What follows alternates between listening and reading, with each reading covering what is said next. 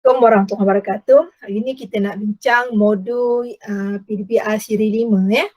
Itu koleksi kertas 2 ya, kertas-kertas utuh pelbagai bentuk soalan lah ya.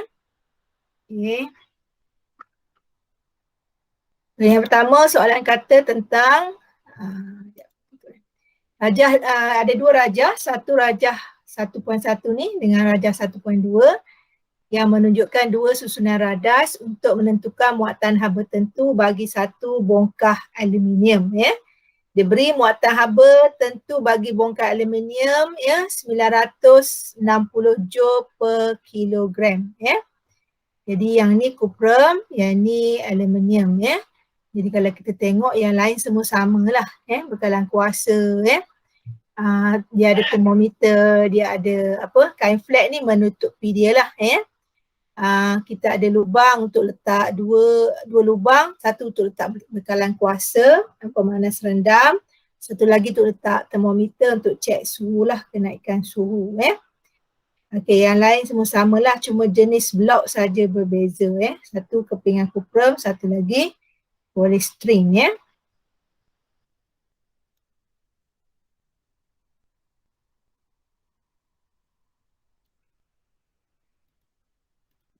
Okey. Jadi dia dah beritahu muatan haba tentu bongkah aluminium 900 kepingan cuprum dengan plat polystyrene ni dia punya pengalas. Saya dah tersilap ya. Okay, kepingan cuprum yang blok bongkah aluminium ni bawah dia kepingan cuprum ya. Yang 1.2 ni bawah dia tempat alas dia tu digunakan plat polystyrene. Okey, dua-dua bongkah sama ya. Jadi bongkah aluminium dia dah bagi nilai muatan haba tentu dia 960 joule per kilogram. Jadi kelas dapat soalan macam ni janganlah takut jawab ya. Bagi yang tak jawab ya, baru ni jawab tak habis ya. Jadi bila ada soalan-soalan yang melibatkan dua gambar rajah ni kelas, dia sangat-sangat membantu ya. Sangat membantu kamu untuk menjawab. Jadi analisislah soalan ni ya. Dan kalau kamu telah ikuti ya kelas live ya, Ayu dah 2 minggu dah, minggu ni minggu yang ketiga, minggu ni cikgu yang akan present. Sebelum minggu lepas kertas 2 bahagian A, dia ada terangkan bagaimana nak jawab soalan ni. Sebelum tu kertas 1. Minggu ni kertas 2 bahagian B, cikgu sendiri yang akan present ya. Jadi silalah ikuti, kalau kamu tak ikuti kamu rugilah. Okay? Tak dapat tengok live, tengok rakaman dia, sentiasa ada ya. Jadi cikgu nak beritahu, cikgu nak ingatkan kembali ya supaya kamu tahu bagaimana nak jawab soalan struktur ya. Sebab soalan struktur ni tak susah nak jawab kelas ya. Sebab dia banyak membantu ya, terutama soalan-soalan yang macam ni ya. Kalau yang permulaan tu soalan 1, 2 sampai 4 tu adalah asas. Kamu kena ingat, tapi asas dia asas yang simple je kelas ya. Tapi soalan-soalan macam ni dia dah pertengahan lah dalam struktur tu ya. Mungkin dia start soalan 3, soalan 4, soalan 5 ya. Okey, jadi bila dia bagi dua gambar macam ni, telitilah apa dia persamaan dia, apalah perbezaan dia. Kalau kat sini perbezaan dia dari segi lapik dia ya. Kita tahu bila buat eksperimen ni, eksperimen haba bongkah aluminium ni, kita nak tentu muatan haba dia. Okey, kita mestilah balut dia ya, bawah dia kita kena letak lapik supaya kita tidak mahu dia kehilangan haba kepersitaran, sebab itu akan mengganggu bacaan ataupun hasil daripada eksperimen tersebut. Jadi kat sini semuanya sama kecuali alas dia ya, alas ni pun sama. Yang ni dia balut dengan kerajaan aluminium. Okey, yang sebelah ni dia balut dengan kain flat. Di sini perbezaan dari segi dia punya balutan dengan alas dia ya. Ada sebab ya. Jadi pertama dia mesti tanya maksud lah. Apa maksud muatan haba tentu? Yang ni kamu boleh rujuk buku kamu lah ya. Muatan haba tentu adalah jumlah ya, jumlah haba yang diperlukan ya untuk menukarkan ya jisim bahan sebanyak 1 kilogram pada 1 darjah Celsius ya, tanpa perubahan tanpa perubahan fizikal dia. Bukan perubahan suhu adalah ya. Jadi ini adalah jumlah haba yang diperlukan Okey, untuk untuk berubah untuk dia berubah jumlah haba diperlukan untuk perubahan suhu dia lah suhu sebanyak 1 kilogram bahan ada kenaikan suhu 1 darjah Celsius. Darjah Celsius tu cikgu tak ni kalau kamu betulkan lah Jumlah haba yang diperlukan untuk berubah suhu sebanyak 1 kilogram bahan pada suhu 1 darjah Celsius.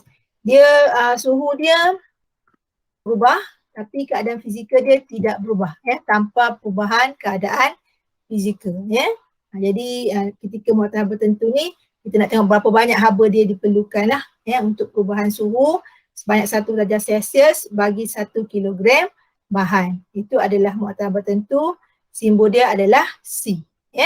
Jadi kena ingatlah sebab tu unit ni kalau kamu tengok kat sini, ni unit muatan haba tertentu kelas. Ni pun dia boleh membantu kamu nampak joule untuk unit tenaga, kilogram untuk unit jisim, darjah Celsius untuk unit suhu. So bila kamu tengok simbol ni kamu dah boleh ingat dah. Biasakan macam tu. Okey, joule tu tenaga dia. Okey, berapa banyak? 1 kilo kilogram jisim.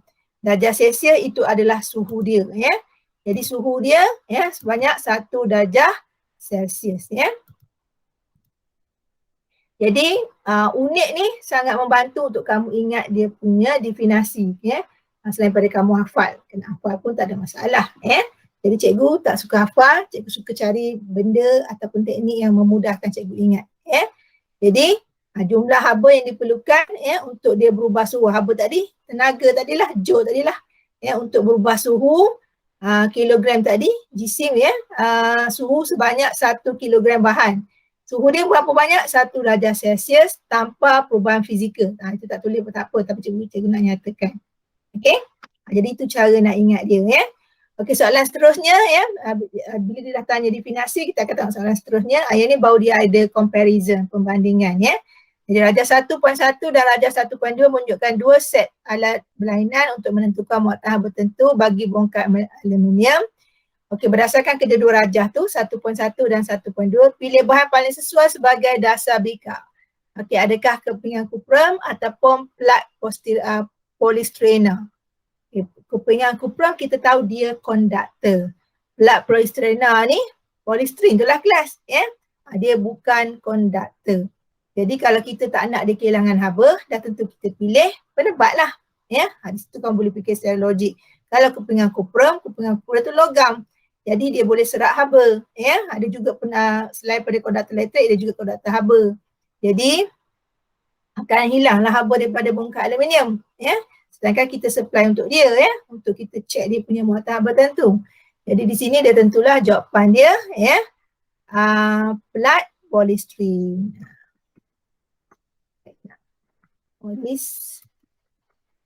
Bahagian Melayu PERINA. Okey, plat polystyrene. Kita satu markah lah sebab dia nak bahan, dia nak sebab. Okey, sebab dia sebab kita tahu dia adalah plat polystyrene ni adalah penebat haba. Okey, dia adalah penebat haba yang dapat mengurangkan kehilangan haba ke persitaran plat polystyrene ni adalah penebat haba yang dapat mengurangkan kehilangan haba ke persekitaran. Okey, nampak? Cara dia jawab dia Alright. Okey, jadi seterusnya pilihkan satu cecair paling sesuai untuk diisi ke dalam lubang bongkah itu. Okey, okey betul. Dalam lubang untuk termometer ni dia ada kita boleh letak satu cecair supaya kita menambah ataupun mempercepatkan peralihan haba tu kelas. So apakah bahan cecair yang sesuai? Itu sebenarnya soalan tertanya Jadi dah tentulah bahan yang kita tahu yang cepat pertukaran haba dia, cepat dia ambil haba, cepat dia berubah itu adalah bahan yang muatan haba tentu dia rendah. biasa kita guna sehari-hari, mak kamu guna kamu guna kalau kamu rajin kat dapur lah, iaitu masak dia dah tentulah bahan dia adalah minyak minyak ni memang sesuai lah kenapa sesuai kita letak dekat dalam lubang yang ada termometer ni sebab apa? Sebab kita nak dia panggil apa dia sentuhan terma. Sentuhan terma di antara belok aluminium dan termometer tu dia akan berlaku lebih cepat untuk meningkatkan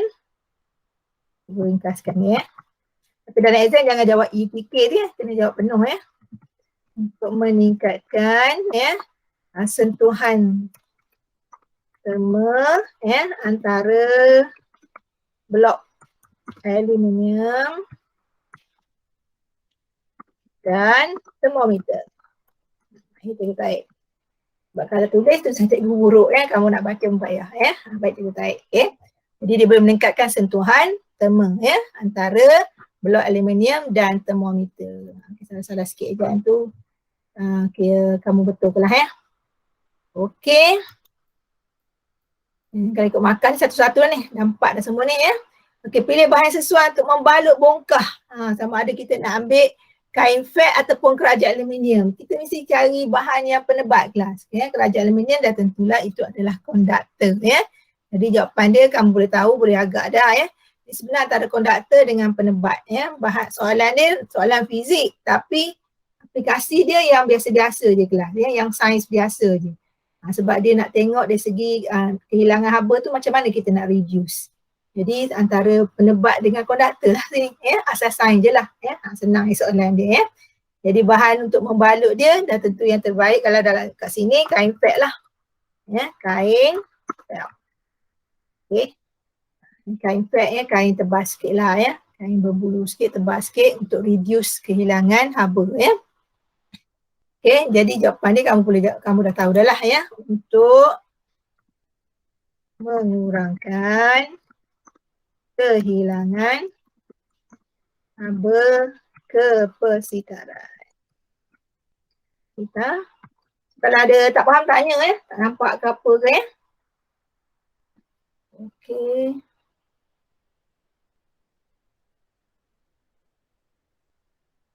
Saya besarkan yang dia buat pun.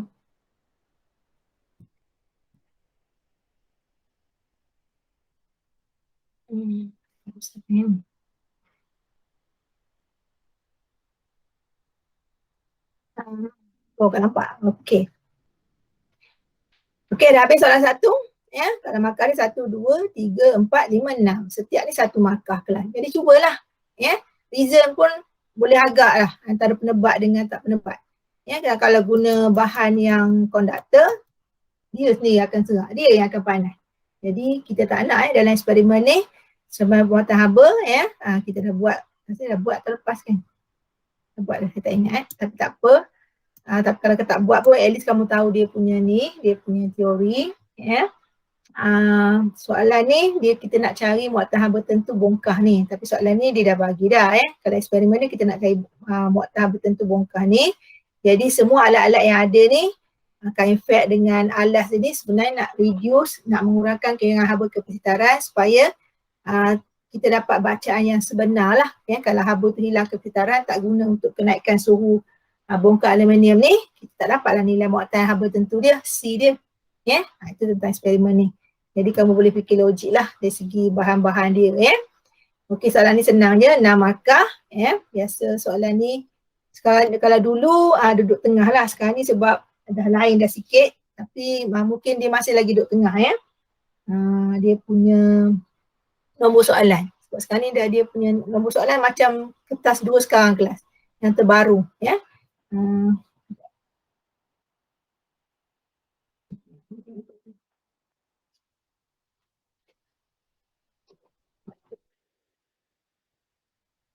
Okey, ni dia dia ada 4, 5, 6. Soalan nombor 3, 6 markah. Lepas tu 9, nombor 4 sampai 8, 9 markah.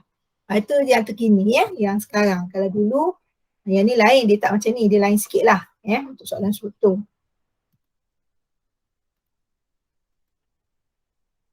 Okey, Baru soalan 1 ni. Banyak lagi ni. Okey, kita tengok lagi. Kita laju sikit. Soalan nombor 2. Rajah menunjukkan pembengkokan suatu pen disebabkan oleh ketumpatan air berbeza yang digunakan. Okey, 1,000. 1,000 ni air suling lah. Kilogram per meter padu. Air laut lebih tinggi sebab dia penuh dengan garam mineral. Nilai dia 1,090.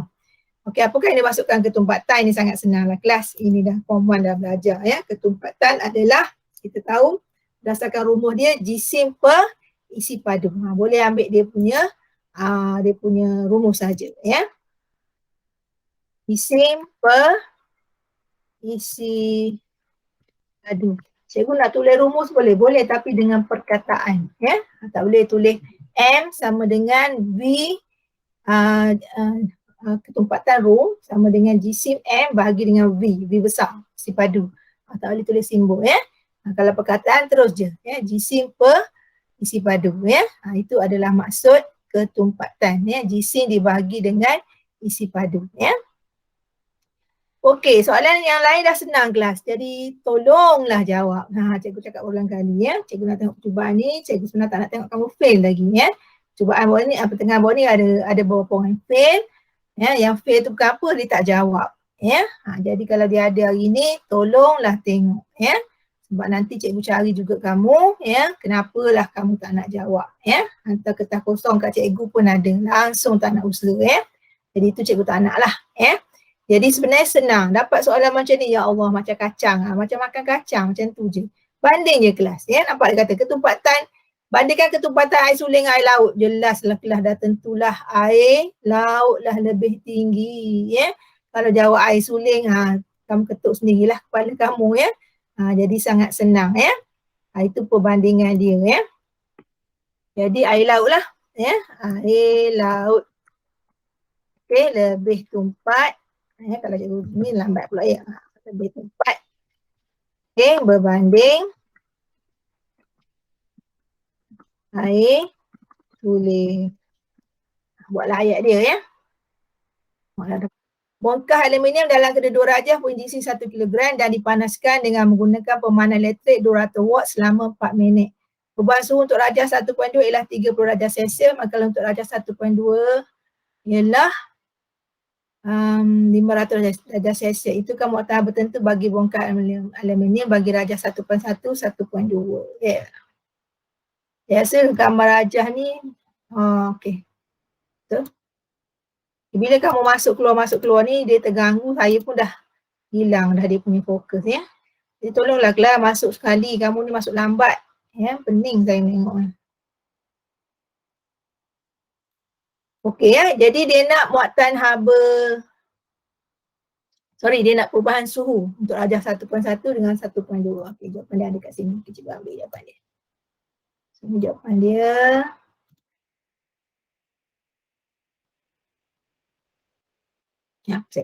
Saya yang keluar ni. Okey, saya tuliskan sajalah. Okey, ni jawapan dia. Kita gunakan PT sama dengan MC theta. Kita besar pun tak apalah. Okey, ni jawapan dia. PT sama dengan theta ni untuk nombor 1 So kamu masukkan nilai dia, kamu akan dapat nilai C dia 1,600 joule per kilogram per darjah Celsius. So PT ni bekalan kuasa lah kelas. Kita ada 200 watt. Okay, masa dia bagi tadi berapa? 4 minit. 4 minit tukar per saat So kali 60. Yang lain tu masuk je lah nilai yang ada jisim 1, C tak tahu bongkar aluminium untuk rajah 1.1 C sebenarnya tahu tapi sebab berdasarkan situasi soalan tu kita kena kira balik So kenaikan suhu dia dah beritahu dah 30. So kamu dapatlah C dia 1,600 joule per kilogram per darjah Celsius. Okey, untuk nombor 2 dia beza kat situ kenaikan suhu lah sebab bahan yang kita guna tutup tadi. Itu akan menyebabkan ada perubahan suhu So kat sini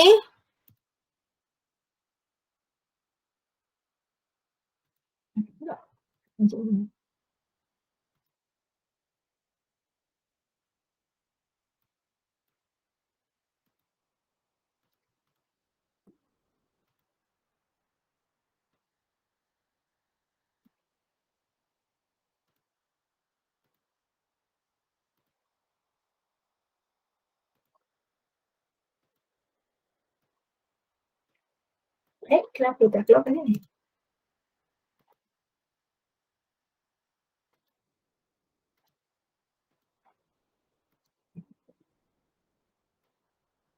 Tak keluar pula kelas. Dia keluar je. Kan dia dah kat lain. Dah digital ya.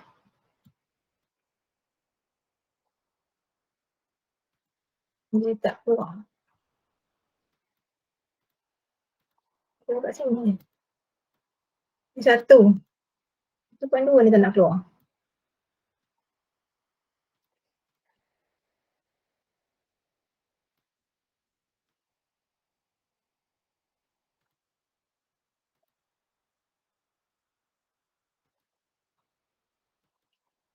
Okey, keluar dah.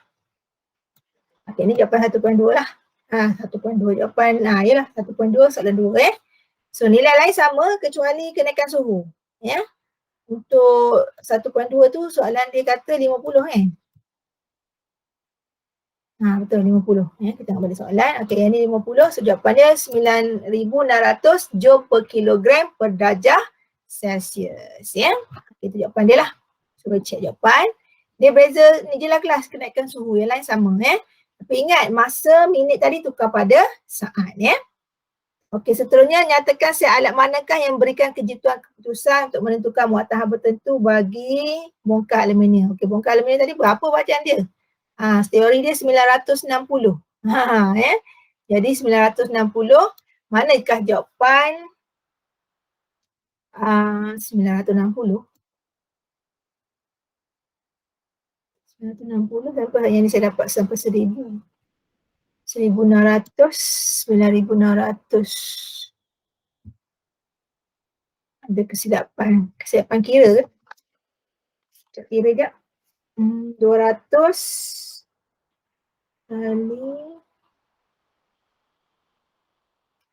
kali 200 8,000 bahagi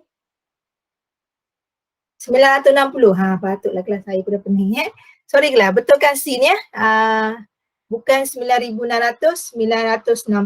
Yang ni pun sama ni. 140 kali 200 70. 1,600. Okey, ini betul 1,600. Yang ni ada kesilapan error Okey. So tolong betulkan lain Yang ni bukan 9,600, yang tu adalah 960. Jadi kalau 960 berdasarkan teori, dia lah yang dekat So yang jawapan yang betul adalah rajah 1.2. Tak keluar pula dah. Rajah 1.2. Ini jawapan dia lah sebab kiraan kita menunjukkan dia betul sama dengan teori Yang ni dah jauh 1,600 sebab dia kehilangan haba kapasitaran menyebabkan bacaan dia jadi tinggi So dia lari daripada teori. Okey, habis dah soalan ni. So bukan 6 lah markah dia ni. Kalau dah ni ada pengiraan 7, 8, 9 ni boleh pergi 9 ke 10 kelas tak ada.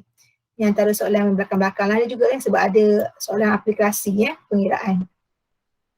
Okey, kita sambung balik soalan ni senang je kelas. Saya baca je lah jawapan cepat sikit So magnitude pemberikutkan nampak jelas magnitude air laut lebih tinggi daripada magnitude air suling Yang ni saya tulis sikit je lah kalau nak tulis penuh lambat air laut lebih tinggi daripada air suling Okay, hubung kaitkan magnitude pemberikutkan pen kepada ketumpatan air yang digunakan berdasarkan satu fenomena fizik dan namakan fenomena itu Okey, kita tahulah yang ketumpatan dia tinggi magnitude pemberikutkan dia juga tinggi sebab di sini dia berkadar terus Jadi magnitude pemberikutkan pen berkadar terus dengan ketumpatan air ataupun ketumpatan cecair yang digunakan. Kamu boleh tulis macam tu ataupun kamu nak kata semakin-semakin pun boleh lah Semakin tinggi ketumpatan air yang digunakan, semakin besarlah magnitude pembengkokan. So mana-mana satu boleh diterima kat situ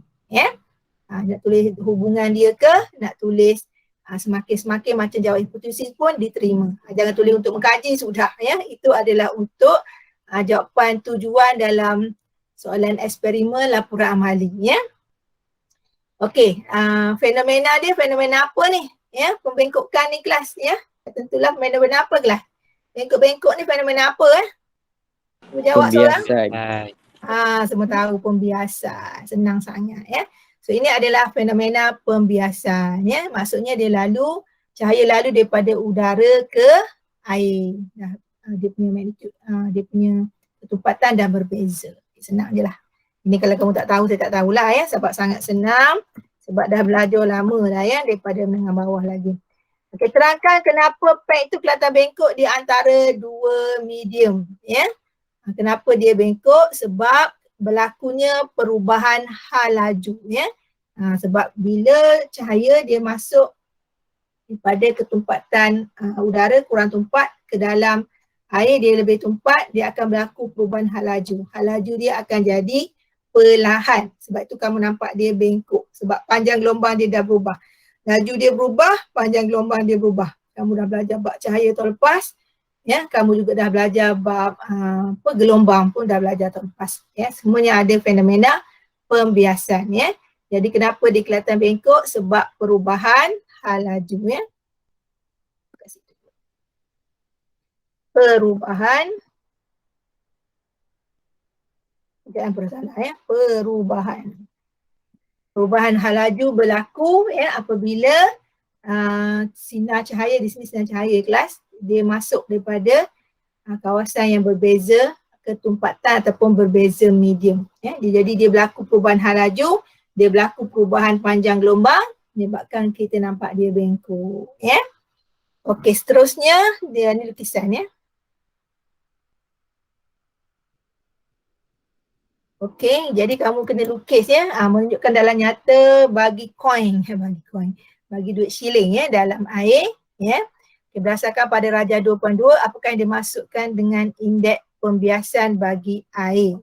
Okay, indeks pembiasan bagi air ni kamu boleh tulis berdasarkan dia punya sudut dia kelas ya. Indeks pembiasan bagi air adalah sin sudut 7 ya dibahagikan dengan sin sudut biasan ya. Itu masuk indeks biasan lah ya. Okey, indeks biasan air cikgu tulis sikitlah ya. Indeks biasan air ya. Adalah sin sudut. Sebab sini dia punya ni bahasa Inggeris, saya sedang menterjemahkan dia ya. Sin sudut 7 ya. Mana tadi? Sin 7 per dah senang ya. Per sin sudut biasan ya. Okey.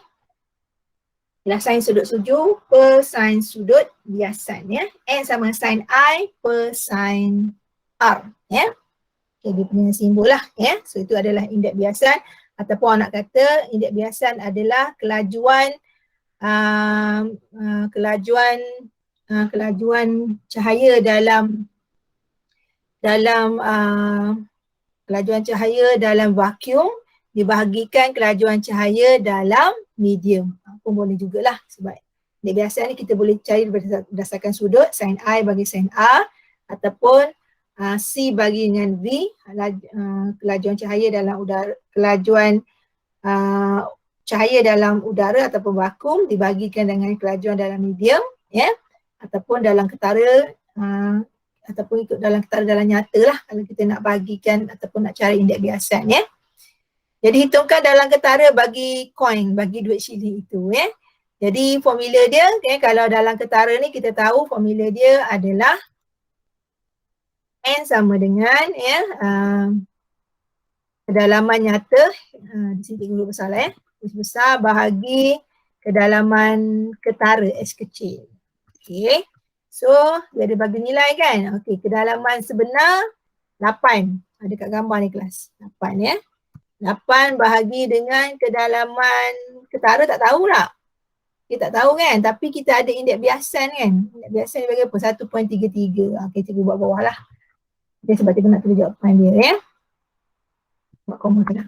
Okay, indeks biasan ni bagi 1.33 sama dengan kedalaman sebenar 8 bagi dengan H kita tak tahu ya. So, buat koma dia sana ya. So, H sama dengan 1.33 bahagi 8. So, berapa jawapan dia? Bagilah 1.33 bagi 8 ke? Sekejap. Kita nak H, sorry. H sama dengan salah bagi. Sorry. Matematik ya. H sama dengan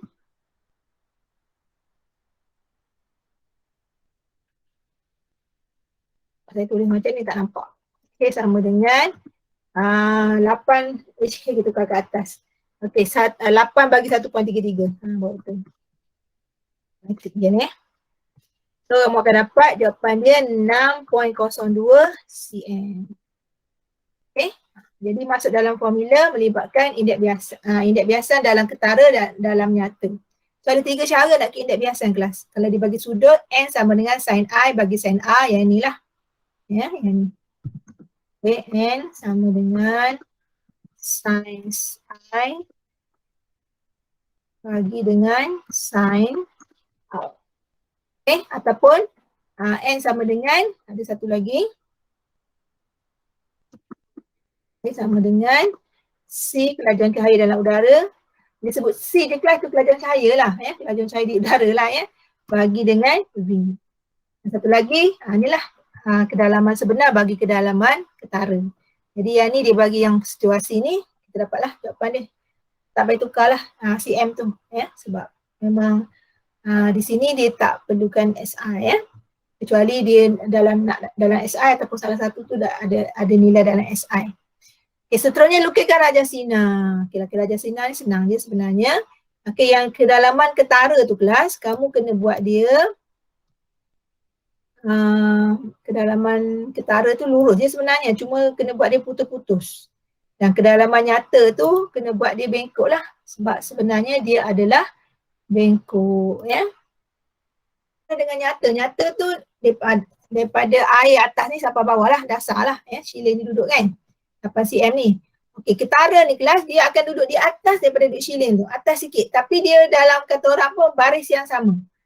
Ni nampak ni duduk bawah, ni duduk atas. Mana dia takkanlah sampai ke ujung, tidak ya, dia duduk dalam baris yang sama. Dia selanjar selanjar mana satu baris yang sama, tapi dia duduk di atas. Jadi cara lukis untuk yang ketara ni daripada mata kamu ni lah. Ini tak ada gambar ya. Okey, tak apa, tak ada gambar.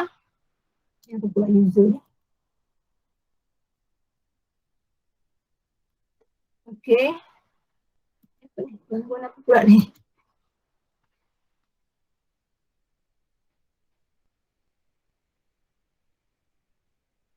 Tak tahu apa ni. Okey. Jadi daripada mata ni kamu lukis lurus, tapi bila dalam air kamu kena buat dia putus-putus. Dan dia kena ada 2 garis sinar ya. Okey, daripada mata ni lurus, dalam air kamu buat putus-putus ya. Dan sebenarnya benda ni dia sebenarnya kita kena lukis dia serong sampai dia bertemu. Betul ya? Betul sebenarnya. Tapi tak apalah sebab dia anggap duk shilling ni, maknanya dia sampai duk shilling lah. Okey, duk shilling ni pun kita lukis putus-putus. Ya, dan garis sinar ni ada anak panah. Ya, mata kita pandang, anak panah ke bawah lah. So ini satu markah lah untuk garis sinar ni. Ya. Okey, daripada dia duduk shilling sebenar ni, kamu lukis straight je pada garisan yang tadi. Garisan yang kamu lukis lurus ni sampai ke air kan. Okey. Yang untuk yang sebenar ni kamu lukis straight sampai yang garisan lurus tadi. Jadi kamu nampak dia bengkok lah. Dua-dua garis sinar ni. So ni markah yang kedua lah. Ya. Ini markah yang kedua. Dan yang ketiga bila kamu lukis duduk shilling yang ketara ni. Biasanya kat sini kalau dalam exam 3 markah. Satu kamu lukis yang straight ni sampai putus-putus, dua-dua gambar rajah sinar. Yang kedua kamu lukis yang pembengkokan ni, anak panah sama ya. Yang anak panah kena keluar lah walaupun kita tengok mata kita, tapi yang ni kena keluar sebab kita memandang yang duduk dalam air tu ya. Jadi anak panah dia keluar, markah yang kedua. Dan yang ketiga bila kamu lukis duduk shilling ni. Actually tu lukis putus-putus juga. So 3 markah biasanya lah. 3 atau 2. Kalau 2 maknanya garis sinar tu dia jadi 1 je. Okay. So dapat markah. Alright. Habis ya soalan nombor 2. Kita habis pukul apa kelas kita? 11.30, 12 pukul 1. Lambat lagi. Ada lagi 47 minit lagi. Alhamdulillah. Okay. Kita ada masa. Tak apalah sebab saya nak terangkan ni. Soalan nombor 3. Okay, ada apa nak tanya kelas setakat ni? Faham tak? Senang je kan soalan dia. Boleh kelas? Boleh. Kena bersuara jugalah kelas. Nanti kan saya tak tahu pula saya keluar. Saya duduk cakap seorang-seorang je.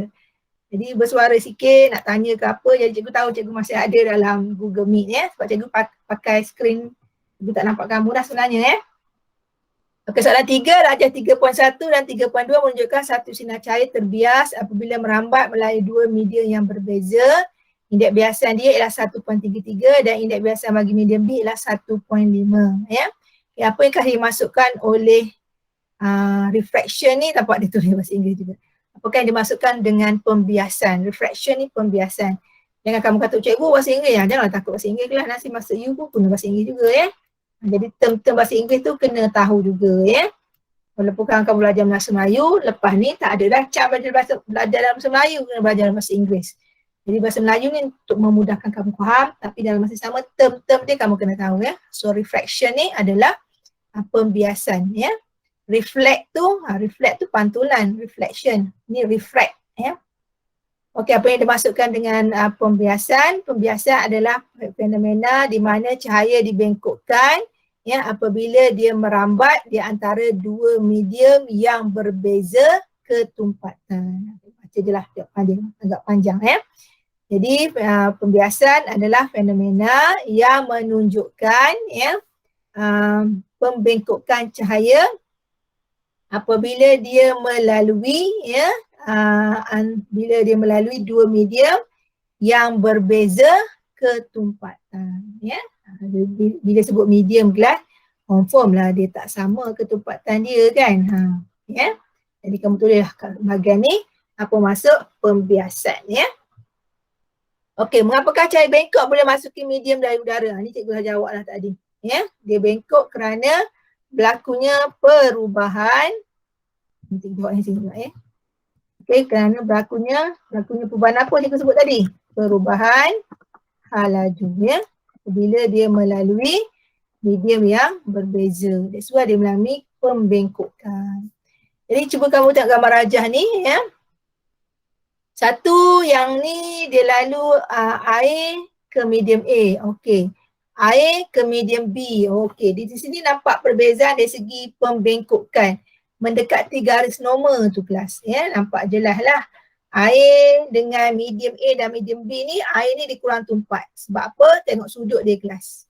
Tengok sudut dia kamu dah tahu dah. Sudut air ni kan, air ni besar. Banding dalam darjah 3.1 ni dia dah kecil, dia dah bengkok ke arah normal. Maksudnya kita tengok situ kita tahu dah medium A ni dia lebih tumpat daripada udara. Okey, medium B ni pun sama tapi dia lebih bengkok. Maksudnya dia lebih tumpat lagi daripada medium A. Semakin dia bengkok mendekati garis normal maknanya dia semakin tumpat. Tu yang nak kenal kelas. Dia akan mendekati garis normal tu lebih cepat. Sudut dia kecil saja. Ya? Nampak jelas ya. Jadi tu cikgu nak bagi tip macam mana nak faham soalan ni. Kalau kamu tengok rajah 3.1 dengan 3.2, beza dia ialah sudut. Sudut medium B tu lebih kecil. Itu menunjukkan dia lebih tumpat. Ya, medium A tu dia besar sedikit. Ya, lebih besar daripada. Sebab besar sedikit kan kamu pun guna istilah tu. Cikgu pun sekarang berhati-hati menyebut istilah. Takut kamu terguna benda tu dah salah. Sebab besar sedikit tu dia istilah salah yang kelas, dia tak boleh guna istilah yang kontra. Tapi kita selalu guna perkataan macam ni kan, besar sedikit je, lebih kurang je, tak boleh ya. Besar sedikit tu tak boleh jawab dalam exam, lebih kurang pun tak boleh. Kita nak kata sederhana sebenarnya kan, tak boleh. Okay, jadi medium A ni nilai dia lebih besar daripada medium B. Jadi dari segi ketumpatan kita dah tahu. Okay, tu tip nak faham ketumpatan. Tengok pembengkokan sinar ni kelas ya. Jadi tengoklah, ni soalan yang kamu boleh tengok gambar rajah dia bagi kan. Okay, berdasarkan rajah 3.1 dan rajah 3.2, bandingkan indeks biasan, sudut biasan. Bandingkan indeks biasan, sudut biasan dan ketumpatan medium A dan medium B. 3 markah kat sini. Kamu kena analisa. Ni soalan analisa kelas. 3 markah. Seterusnya dia nak hubung kait kan. Hubung kait pun dah ada 2 markah lagi. So standard soalan ni memang 5. Soalan macam ni kalau dapat senang kelas. Tadi pun ada soalan menganalisa tu. Jadi bila dia kata pertama bandingkan indeks biasan. Indeks biasan mana yang lebih besar? Medium A ke medium B? Tadi cikgu dah beritahu tip dia kamu nak tahu macam mana. Jadi jelaslah medium B yang pertama. Hari ni suka jawab benda yang besar-besar. Saya tak suka jawab benda kecil. Medium B lebih besar lah. Okey, boleh guna simbol matematik tu. Malah nak cari yang simbol matematik yang lebih besar, lebih kecil, itu boleh guna. Itu masa perbincangan minggu lepas, Rusaina ada tanya kan, memang boleh guna Rusaina. Tapi cikgu tak pernah beritahu, pernah. Tapi tidak di-highlightkan sangat. Sebab apa bimbang kamu silap tulis lah benda tu, kalau silap sikit, habislah markah kamu. Tapi kalau kamu confident, bagus, dia cepat nak jawab. Daripada jawab panjang-panjang berjela tu betul lah. Dia boleh jimat. Bila kita dah faham teknik-teknik tu, baru saya akan tekankan. Okay, jadi di sini kamu boleh tulis yang simbol matematik tu Cuma tak boleh tulis atas bawah tu, betul lah, tak boleh So medium B lebih besar, dia punya indeks biasan berbanding dengan medium A. Jadi tulis gitulah cepat sikit Okay, seterusnya dia nak apa tadi? Bandingkan indeks biasan, sudut biasan. Okay, sudut siapa besar? Jangan kamu salah pula. Sudut siapa besar? Sudut yang besar dah tentulah. Okay, sudut biasan medium. Saya tulis yang besar je yang kat sini medium A lah. Jangan tulis medium B pula. Dia songsangan kat situ Jadi sudut dah nampak jelas medium A ataupun rajah 3.1 lebih tepatlah rajah 3.1 sudut biasa di medium A. Sebut medium A kan salah pula maksud dia di medium A ataupun kamu nak tulis rajah 3.1 lebih besar banding 3.2. Rajah lebih tepat ke banding sebut medium Medium kalau di segi ketumpat indeks biasan ni betul lah. Tapi kalau sebut yang sudut ni rajah lah tapi sebenarnya mana-mana diterima ni So medium A ataupun rajah 3.1 lebih besar dia punya sudut. Okay, seterusnya dia tanya tadi selain indeks biasan, sudut ketumpatan. Tadi cikgu dah beritahu dah tip dia. Kamu nak tahu siapa lebih tumpat, kamu tengok pembengkokan dia. Kamu tengok sudut dia. Sudut yang kecil, dia lebih bengkok, dia lebih mendekati garis normal, maka dia lebih tumpat. Jadi ketumpatan, ketumpatan medium A lah. Medium A pun dah. Medium B medium B lebih tumpat berbanding medium A. Yang beza tadi sudut. Jangan kata sudut B pula besar, sudut B yang kecil. Nak jawab kecil boleh? Boleh. Sudut biasan di medium B ataupun rajah 3.2 lebih kecil berbanding rajah 3.1 ataupun medium A. Boleh kalau tak ada masalah. Cuma saya tak suka jawab benda kecil, saya suka jawab benda besar-besar. Supaya hati kita pun besar, kamu berjiwa besar, kamu pun dapat markah yang besar-besar dan dapat A+. Itu sebenarnya. Nak bagi jiwa kamu besar je. So ketumpatan medium B lah lebih besar daripada medium A. Okey, dah 3 markah lah kat situ kelas. Sangat senang di segi situ. Cuma jangan tertukar lah. Kadang-kadang cikgu tengok kesian. Kamu tahu tapi kamu tertukar jadi hati-hati kat situ lah. Okey, dari segi perhubungan hubungkan indeks biasan dengan sudut biasan. Okey, itu satu. Dan indeks biasan dengan nisbah sinus sudut 7 kepada sudut sinus sudut biasan bagi menghasilkan hukum fizik yang terlibat. Okey, kita jawab satu-satu. Dia ada 2 hubungan kat situ Indeks biasan dengan sudut biasan Jadi apabila indeks biasan dia besar sudut biasan dia adalah kecil. Sebab hubungan dia tadi berkadar songkang Okey. Indeks biasan besar maka sudut biasan dia kecil ataupun sebaliknya. Apa kamu nak kata? Ya, sudut biasan berkadar songsang dengan indeks biasan. Jangan salah pula ya. Nanti kamu kata indeks biasan berkadar songsang dengan sudut biasan. Siapa pengaruh siapa kena tahulah. Indeks biasan itulah yang mempengaruhi sudut biasan tu ya.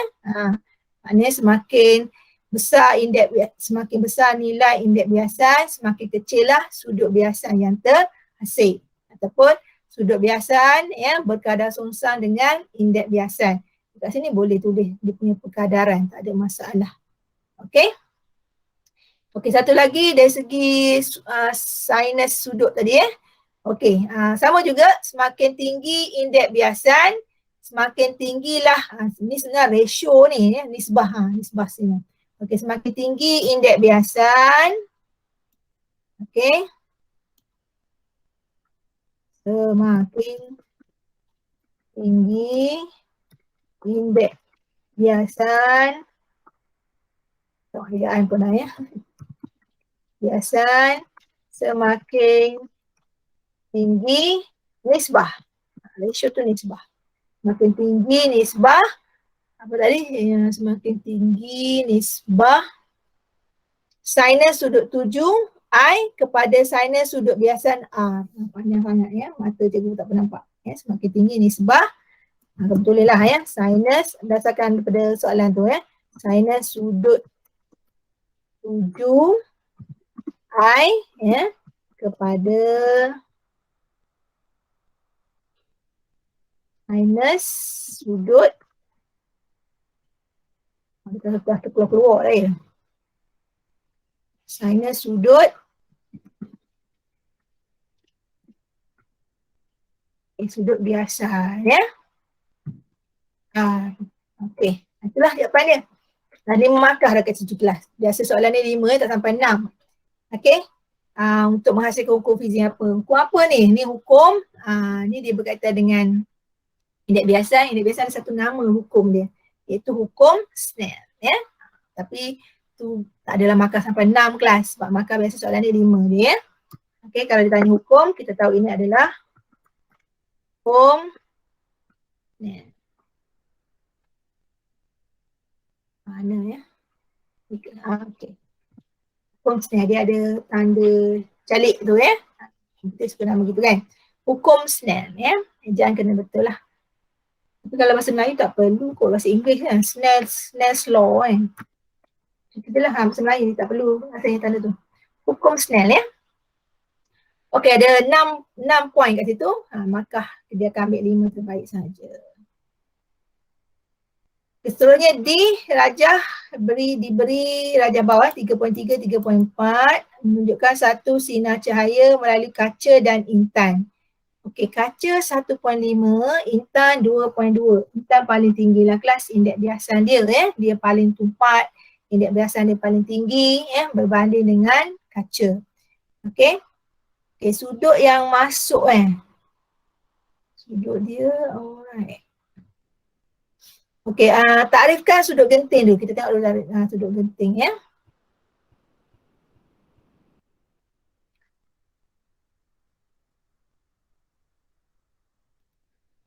Okey, sudut genting kita tahu adalah sudut apabila dia dia berlaku ya. Sudut genting ni dia berlaku apabila kita kata sebab sudut genting ni berasal daripada sudut 7 kelas ya. Jadi sudut 7 ni dia sama dengan sudut genting apabila dia tidak terbias, dia tidak terpantul ya. Nilai pembiasan dia adalah iaitu R, nilai pembiasan dia adalah 90 darjah ya. Ini kita tulis dalam perkataan ya, sudut genting ya.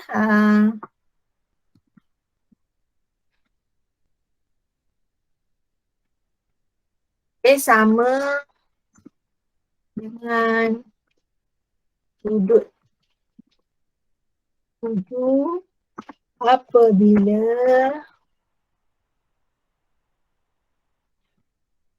sudut pembiasan adalah 90 darjah. Tulis tu ya atas dia ya. Sudut genting dia sama dengan sudut 7 apabila sudut biasa adalah 90 darjah. Ini boleh terima kelas sebab ini adalah maksud sudut genting ya. I sama dengan C apabila R 90 darjah. Tapi kita buat dalam bentuk perkataan, jangan buat simbol-simbol ya. Nak tulis selepas perkataan tak apa simbol tu ya. Itu sudut genting. Maknanya dia tidak terbias, dia tidak lagi terpantul. Pasti kamu sempat buat spelling dia tak? Okey, hitungkan sudut genting bagi intan dan kaca. Okey, formula dia N sama dengan 1/sin ya. Jadi kamu kira lah ya, gunakan formula N sama 1/sin. Okey, ni nilai dia kelas. Ini untuk kaca. Cikgu tak pemahir sangat yang ni, baru dia try.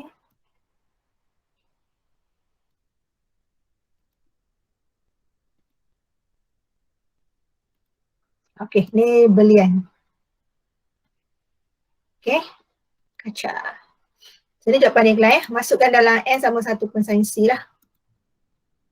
Okey, so dapatlah yang untuk kaca besar nilai sudut genting dia 41.8 darjah. Belian sebab indeks biasan dia besar, maka sudut dia kecil ya, 24.4. Sebab tu belian dia sangat cantik ya, sebab dia mudah berlaku, dia cepat berlaku pantulan dalam penuh. Okey. Jadi Raja soalan bawah tu dia suruh kamu lukislah, lengkapkan lintasan sinar cahaya dalam intan dan juga kaca ya. Kita buat dulu benda ni.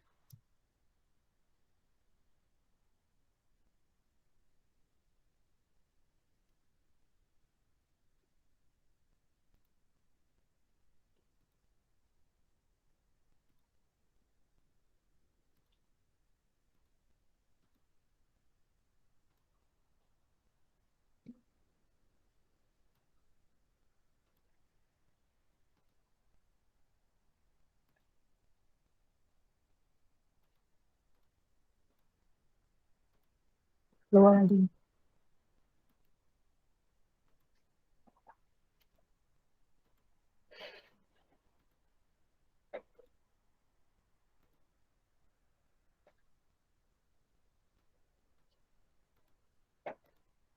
Buat nak lukis bukan senang ni. Kena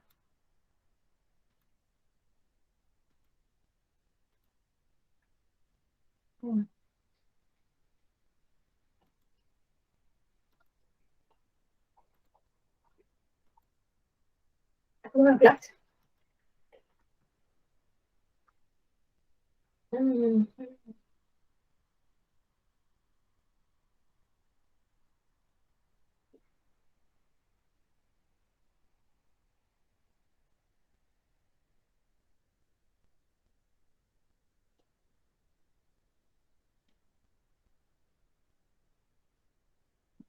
Keluar.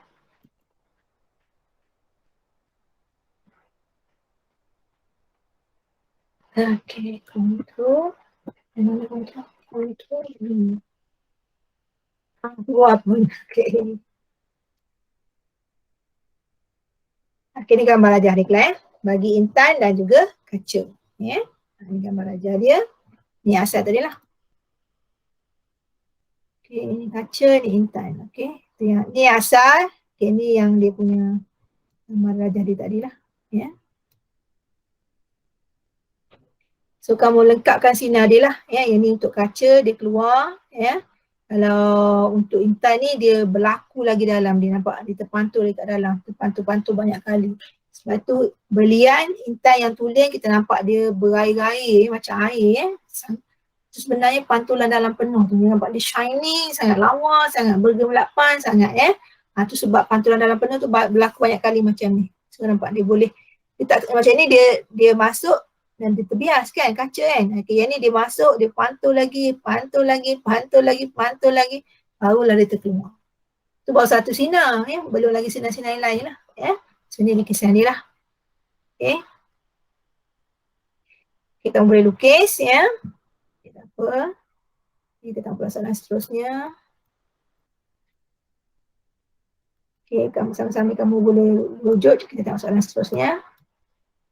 Buat bawah sikit. Senang sikit kita tengok.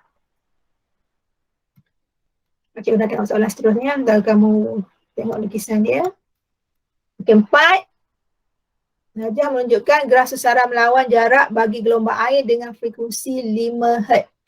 Apakah dia masukkan dengan gelombang melintang ya? Gelombang kita tahu dia ada dua jenis, satu gelombang melintang, satu lagi gelombang membujur. Okey, gelombang melintang ni kelas adalah satu gelombang yang getaran ya, arah getaran dia ya bersenjang dengan arah perambatan dia. Ya, perambatan tu pergerakan dia ya. Arah perambatan dia bersenjang dengan arah getaran dia ya. Kalau membujur cikgu, tukar perkataan bersenjang tadi iaitu arah perambatan dia selari dengan arah getaran dia. Itu maksud dia ya. Jadi itu adalah gelombang melintang ya. Gelombang yang okay, tak apalah ya. Kamu ingat je dah kelas cikgu tak tulis lah, nampak ya. Jadi maksud gelombang melintang adalah gelombang yang arah perambatan dia berserenjang dengan arah getaran dia. Kalau perambatan dia kiri ke kanan, ya dia punya vibration dia atas bawah, atas bawah, atas bawah. Sampai dia bentuk-bentuk gelombang tu lah, ya.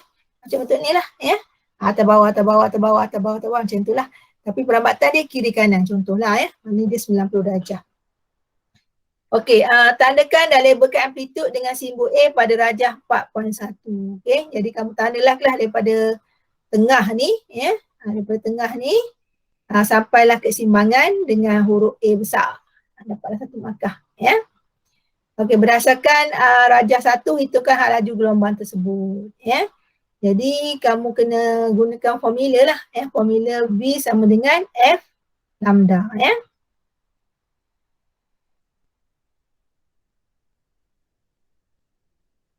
Jadi kamu kena cari panjang gelombang ni kelas, ya. Kamu kena cari panjang gelombang dia. Okay, ni yang jawapan tadi lah, ya. Okey, nampak ya. Jadi tadi ni label A tadi, ya.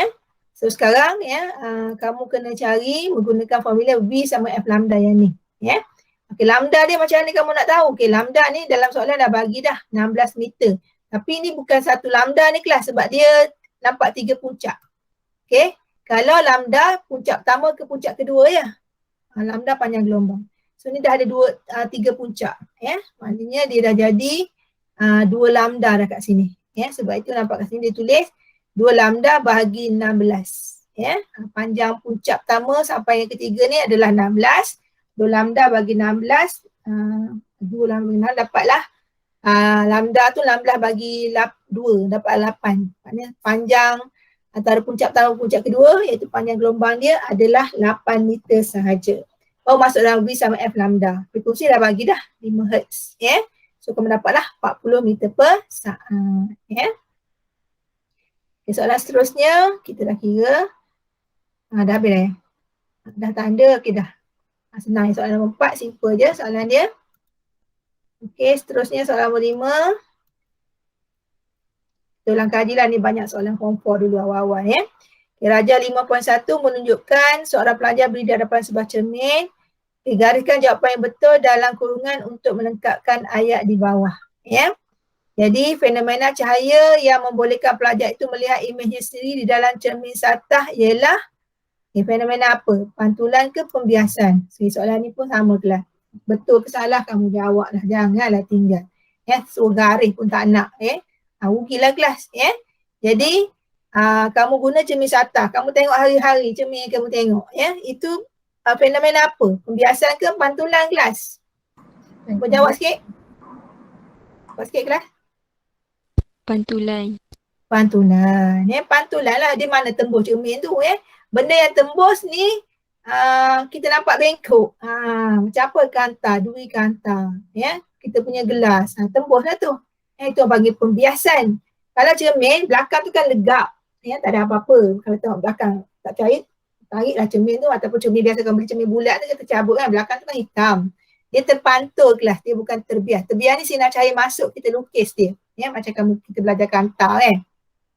So jawapan dia dah tentulah pantulan. Okay, nyatakan ciri imej terbentuk pada cermin satah. Ya, okay, ciri yang terbentuk dah tentulah. Ni cikgu sebut je lah ya, cermin satah ya, senang sangat ciri-ciri dia. Banyak kamu boleh tulis kat sini, antaranya kalau cermin satah ni cermin lurus kelas. Jawapan dia kamu boleh tulis sama saiz, okay? Maya ya. Jarak objek dengan jarak imej sama ya. Okey, dia specialnya cermin satah ada satu je ya. Satu di maya, satu nyata salah lah Pertama di maya. Okey, satu lagi yang tempat lain tak ada, cermin lain tak ada, iaitu dia songsang sisi. Kat tangan kanan kita nampak dalam tangan kiri. So itu kita panggil songsang sisi. Songsang sisi saja, bukan songsang atas bawah, songsang sisi. Sebab dia tambah sisi. Kalau sebut songsang je, atas bawah, atas dengan bawah terbalik. Kalau songsang sisi, sisi kita je. Macam huruf B lah. B pandang ke kanan. Bila songsang sisi, dia pandang ke kiri. Kalau huruf A tak nampak. Sebab dia macam tu, dia tak ada pandangan sisi. Okay, so mana-mana saja dia nak satu markah je. Nak tulis sama saiz, songsang sisi, maya, jarak objek dengan jarak imej sama, boleh belaka lah. Okay, seterusnya C, ada beberapa minit lagi. Raja menunjukkan satu objek diletakkan di hadapan sebuah cermin cekung. Okey, kalau tengok sini, objek ni paling dekat ni. Objek kurang pada F, Okey, kamu gambar Raja sinar untuk menunjukkan bagaimana imej terbentuk dan berikan satu contoh kegunaan dia, Ini adalah cermin cekung di mana kita letak jarak objek dia adalah kurang daripada F, Jadi yang ni kalau kamu ingat, kamu dah pernah buat latihan dia, ada dalam buku teks form 4 lah. Jadi kamu kena ingat balik, cara lukisan dia,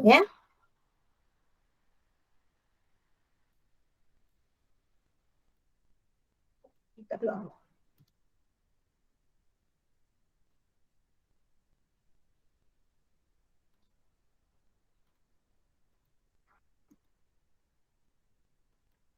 Okey, keluar. Sikit. Okey. Jadi bila kamu lukis, kamu akan dapati dia dapat imej tu di belakang, cermin cekung. Cermin cekung ni kelas, dia bergantung pada jarak objek. Jarak objek yang paling jauh, U lebih besar pada F, sampailah U kurang pada F, dia tak sama. Jadi kalau kamu lukis, dia akan ada dua garisan sinar lah. Satu yang pertama ni dia lurus. Bila dia kena pada cermin, dia terpantul. Terpantul ke mana? Ke titik fokus. Ini satu garisan kelas. Ini satu garisan. Okey, yang kedua, kita akan lukis dia menuju ke titik lengkung. Cermin ni dia asal satu bulatan, dia akan menuju pada titik lengkung, titik tengah dia. So ni garisan yang kedua. Okey. Jadi anak panah dia ke belakang lah sebenarnya. Okey, kenapa ada ke depan ni kejap lagi. Jadi yang pertama ni garisan ni kelas, tengok cikgu punya mouse ni. Yang pertama yang ni daripada atas objek kena pada cermin, dia terpantul. Terpantul ke mana? Ke titik fokus. Okey, lepas tu yang kedua daripada kepala objek ni pergi ke titik lengkung bulatan C lah. Kalau dalam kanta 2F dia panggil. Kalau dalam cermin kita sebut C. Okey, kalau kita tengok dua-dua ni takkan bertemu lah sebab dia semakin membesar. Jadi kita kena ekstrapolasi dia, unjurkan kat depan dia. So tarik kat sini masih lagi lurus lah sebab depan cermin. Okay, belakang cermin ni kita buat putus-putus. Ni satu garisan yang sama kelas. Kita sama daripada yang kita pergi pada C tadi. Sebab tu dia ada anak panah ke atas pula tadi. Sepatutnya anak panah menuju ke C je. Okay, tapi sebab kita unjurkan dia ada anak panah satu lagi. Kita tarik, lepas pada cermin ni buat putus-putus tapi garisan yang sama. Okey, tarik je. Okey, sama juga yang garisan yang pertama tadi, yang pergi pada titik fokus. Okey, daripada garisan ni kamu tarik kat belakang, putus-putus sampai dia bertemu. Di mana dia bertemu, itulah imej. Imej sepatutnya lukis putus-putus juga. Kalau ikutkan markah ni 3. Markah pertama yang garisan pertama ni lah. Yang kedua yang C ni, maksud yang putus-putus dia. Okey, yang pertama tadi pun termasuk yang putus-putus juga. Okay, yang ketiga imej. Imej ni putus-putus. Imej dia kalau di belakang cermin, kita tahulah dia adalah maya. Untuk cermin, dia duduk belakang cermin, maknanya dia maya. Sebab pantul kelas mesti kat depan. Kalau imej tu terbentuk di depan cermin, maka itu adalah nyata. Maknanya objek dengan imej duduk tempat sama, dia nyata. Bagi kes cermin. Kalau objek dengan imej bertentangan, itu adalah maya. Jangan keliru dengan kanta. Kanta sebab dia masuk, tembus. Yang ni dia terpantul. Dia punya fenomena tak sama. Okey. Jadi kalau tengok sini, apakah ciri dia? Kamu dah kena biasa dengan ciri dia. Dan tentulah dia maya Okey, tegak dan lebih besar. Sini boleh baca, tak payah hafal kelas. Ya, nampak? Tegak, okey, Maya tadi cikgu dah cerita, kalau cermin macam mana Maya? Maya kalau Imi duduk belakang cermin, automatik Maya. Imi duduk di depan cermin, automatik nyata. Okey? Dan sama-sama tegak, okey, saiz kamu boleh tak payah ukur, nampak kelas, ya. Yang ni lebih besar, ya. Itu dia. Okey, seterusnya, ya. Berikan satu kegunaan cermin cekung dalam kehidupan seharian. Okey, cikgu dah tertarik sekali dia punya kegunaan dia. Okey, apa guna cermin cekung, ya? Cermin cekung ni digunakan sebagai kalau doktor gigi dia nak lah, sebab dia nak besarkan gigi kita, image dia, senang dia nak buat kerja dia lah. Okay, nampak dah, mirror used by dentist, ya. Ataupun side mirror kita, ya, side mirror kereta kita, ya. Mirror inside the headlamp, car or spotlight. Oh sorry, bukan side mirror, ya. Mirror bahagian untuk cermin kita, cermin kereta dalam tu kelas. Dalam, ya. Kalau side mirror tu cermin cembung tu, bukan cermin cekung tu. Sorry, itu cermin cembung sebab dia nak besarkan view. Okey, bahagian atas tu pun sama, nak besarkan view. Okey, itu tak boleh, itu cermin cembung. Ni cermin, kita ada spotlight, ada lampu. Lampu tu ada cermin kelas. Cermin dalam tu. Cermin dalam spotlight kereta. Tu jawapan dia, ya. Mirror inside the headlamp, car or spotlight. Okay, cermin dalam lampu kita, lampu kereta. Dalam tu kan dia melengkung, tu cermin cekung. Ya. Okey. Sama macam kita punya ni lah, astro piring tu. Tu ibarat cermin cekung lah, tapi dia bukan cermin lah. Tapi gunakan bentuk cekung, ya. Itu jawapan dia lah, ya. Okay, ada lagi 12 minit. Okey, bersungguh-sungguh kita menjawab soalan dia, ya, tak apa. Yang ni kamu faham. Kita akan faham kelas, boleh? Boleh. Okey, apa kita buat dekat mana kita boleh, ya. Okey, ni dah masuk soalan elektrik, dah masuk soalan form 5 dah. Rajah 4 menunjukkan sebuah transformer yang disambung kepada bekalan kuasa 240 volt arus ulang-alik. Output disambung kepada 3 mentor yang disambung secara selari. Sebut selari dah tahu dah, ya. Apa yang sama, apa kelebihan dia, ya.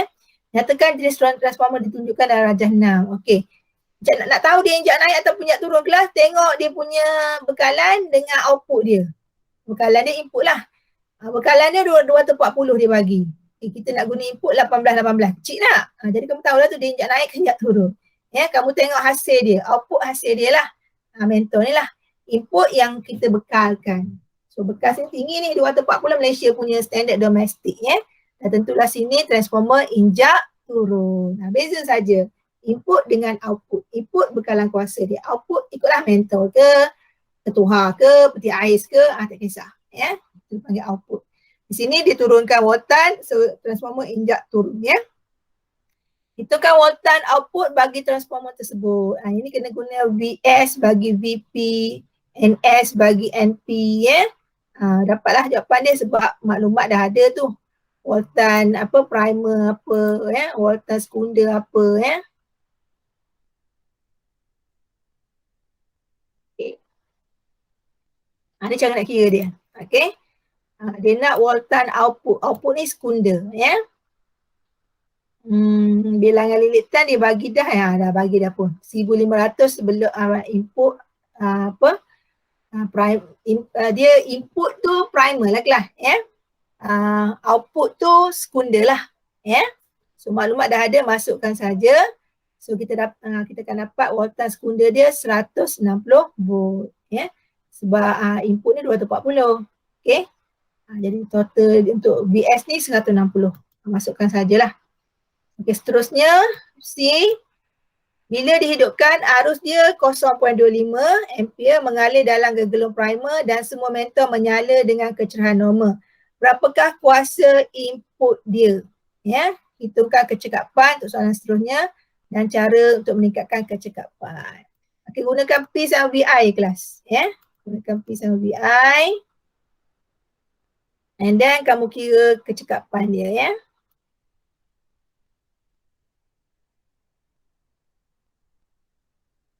Cepat, Alhamdulillah. Okey.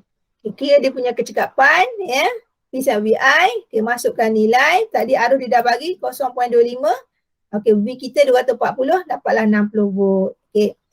Kita dah dapat dia punya kuasa input.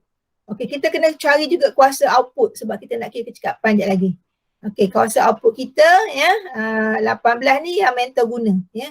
Oleh kerana dia selari nilai dia samalah kelas. So 18 kita kali dengan 3, kita dapat 54 watt sebab kita guna 3 mentor kan. Jadi masuk dalam formula kecekapan ya. Kecekapan efisiensi ya. Output power, kuasa output bagi dengan kuasa input kali 100%. So masukkan nilai input, nilai kuasa, input dan output kali 100%. So nilai dia sangat besar, 90%. So cekap lah ya, 90% kecekapan dia. Okay. Okay, seterusnya kita nak tengok apa lagi soalan? Terlindung pula. Cadangkan cara untuk meningkatkan kecekapan satu transformer. Okay, bagaimana kita nak tingkatkan kecekapan dia? 90 ni nak tingkatkan lagi. Okay. Boleh kita gunakan bahan yang boleh mengurangkan rintangan antaranya lah ya. Gunakan wire yang tebal ya. Gunakan teras besi lembut ya. Gunakan teras besi berlamina. Gunakan wire kuprum ya. Itu semua akan meningkatkan kecekapan dia. Okay, diameter wire yang tebal tadi dengan guna kuprum tu, wire kuprum tu itu sebenarnya mengurangkan rintangan dia. Ya, sebab dia kan guna wire kan. So kita kurangkan rintangan, arus dia meningkat, tingkatlah kecekapan dia. Ya, itu kamu boleh tulis lah. Ya. Okey. Cuba habiskan soalan ni. Okey, sekurang-kurangnya kita habis soalan nombor 6. Okey, cadangkan ya. Cikgu dah baca soalan sebentar lalu ya. Ini dia nak lagi ya. Saja and reason how to improve the okay.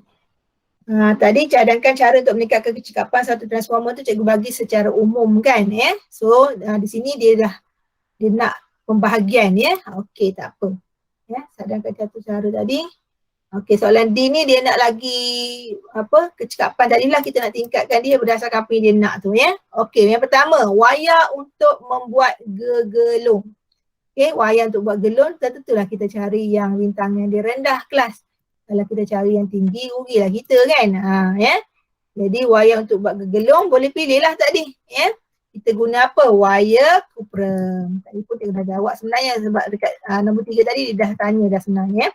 Wire kuprum. Kenapa kuprum? Kuprum paling rendah rintangan di kelas ya.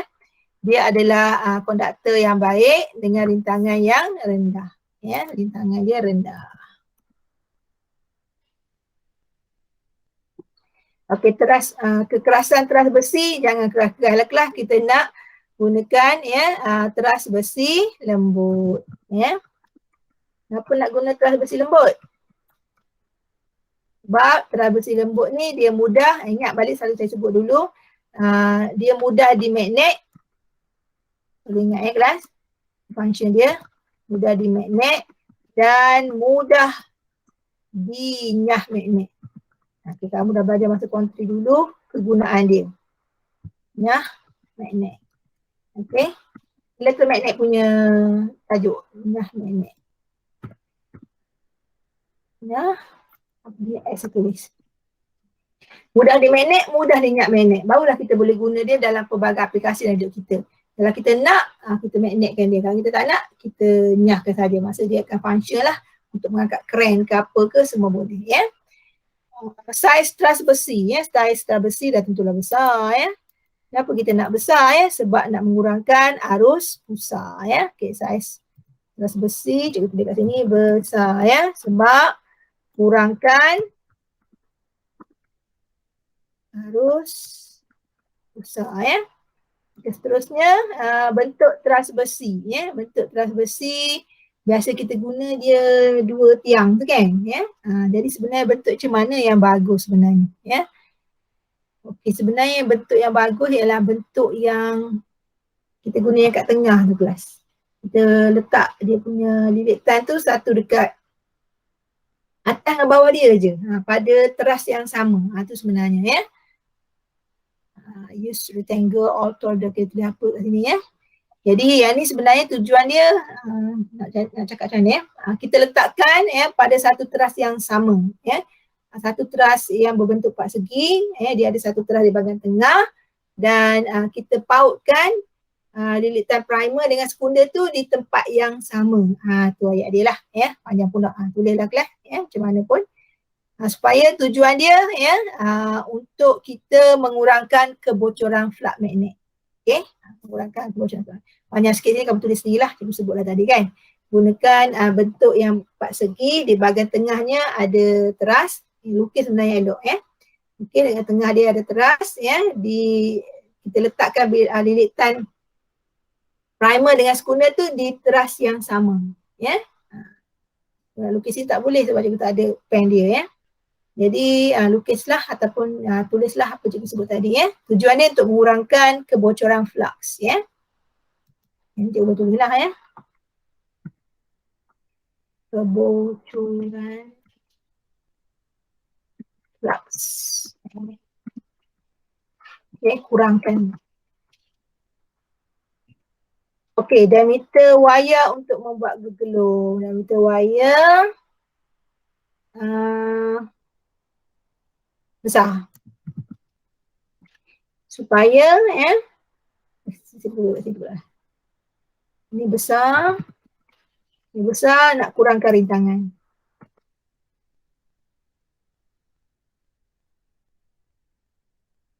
Pula hilang